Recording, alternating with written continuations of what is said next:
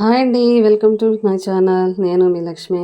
ఈరోజైతే ఎంతో టేస్టీగా ఉండే క్యాప్సికమ్ నువ్వుపప్పుతో కర్రీ చేసి చూపిస్తానండి. ముందుకైతే ఒక పావు కేజీ క్యాప్సికమ్ తీసుకున్నా.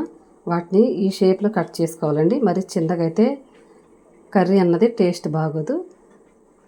క్యాప్సికమ్ అయితే కట్ చేసి పక్కన పెట్టేసుకున్నా. ఇప్పుడు నువ్వుపప్పు కూడా కొంచెం బ్రౌన్ కలర్ వచ్చే వరకు వేపించేసుకుని అవి కూడా పక్కన పెట్టేసుకుందాం చల్లారే వరకు. ఇప్పుడైతే ఆయిల్ పోసేసుకుని కొన్ని పోపులు, జీలకర్ర, వెల్లుల్లి రెబ్బలు, కాస్త కరివేపాకు వేసి ఫ్రై చేసేసుకుందాం.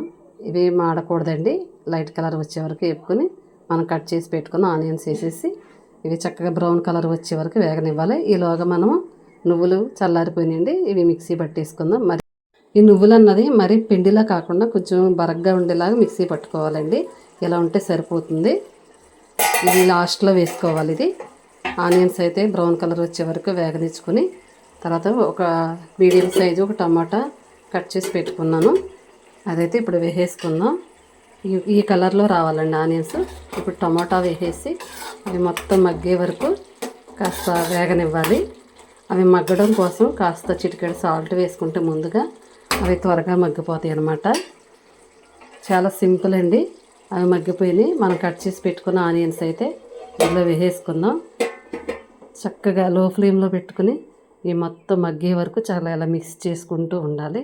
చాలా సింపుల్ ప్రాసెస్, తొందరగా అయిపోద్ది. ఇప్పుడైతే కాస్త సాల్ట్ వేసేసాను. సాల్ట్ అన్నది మనం రుచికి సరిపడగా వేసుకుని ఒక చిటికెడు పసుపు, ఒక చెంచాడు కారం, కాస్త ధనియాల పౌడర్ కూడా వేసేసుకుని మళ్ళీ ఒకసారి మిక్స్ చేసేసుకుందాం. ఇది బాగా మగ్గిన తర్వాత మాత్రం ఒక హాఫ్ గ్లాసు వాటర్ పోసుకుంటే సరిపోతుందండి. ఎక్కువ పోయాల్సిన అవసరం కూడా లేదు. ఇవి మ్యాక్సిమం ఆయిల్లోనే మగ్గాలి. ఆయిల్లో మగ్గితేనే ఈ కర్రీ అన్నది టేస్ట్ అన్నది బాగుంటుంది.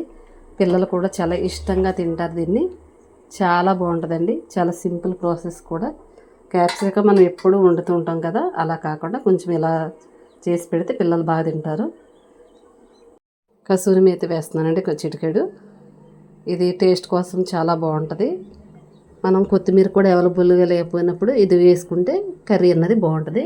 ఇక కసూరి మేతి వేసాక ఒకసారి తిప్పేసుకుని పక్కన పెట్టేసుకుని ఇప్పుడు మొత్తం మగ్గిపోయిన తర్వాత మనం మిక్స్ చేసి పట్టుకున్నాం కదా నువ్వుపప్పు పొడి, ఇది లాస్ట్లో వేసుకోవాలండి. ముందే వేస్తే కర్రీ అన్నది అడుగంటుకుపోయే అవకాశం ఉంటుంది.